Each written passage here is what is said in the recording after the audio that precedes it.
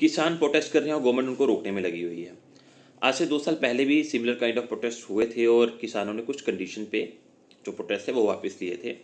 इस बार जो प्रोटेस्ट हो रहा है उसकी जो मेन डिमांड है, मेन रीज़न है वो है एमएसपी की लीगल गारंटी।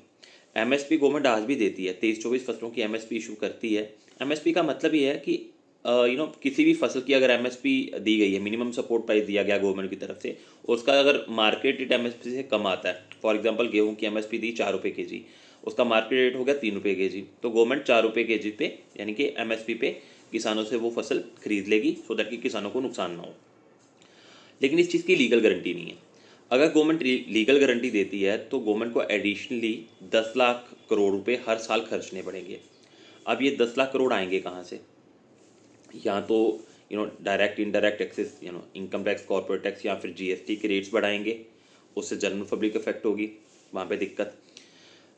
या फिर जो हमारे एग्जिस्टिंग इंफ्रास्ट्रक्चर प्रोजेक्ट्स हैं या फिर डिफेंस बजट है वहाँ से पैसा काटना पड़ेगा, वो भी दिक्कत, वो भी फिजिबल नहीं है। और तीसरा कि लोन्स उठाएंगे, अगर किसानों को पैसा देना या कहीं पे भी पैसा देना तो गवर्नमेंट को तो पैसा चाहिए ना कहीं से तो लाना पड़ेगा, तो वो कहाँ से आएगा? लोन्स उठाएंगे तो इंटरेस्ट फ्री लोन तो कोई देगा नहीं। So due to these reason ये फिजिबल नहीं लग रहा गवर्नमेंट को, इसलिए गवर्नमेंट इसे लीगल बैकिंग नहीं दे रही, लीगल गारंटी नहीं दे रही और यहाँ पे पेज फंसा हुआ है, इसीलिए प्रोटेस्ट हो रहे हैं।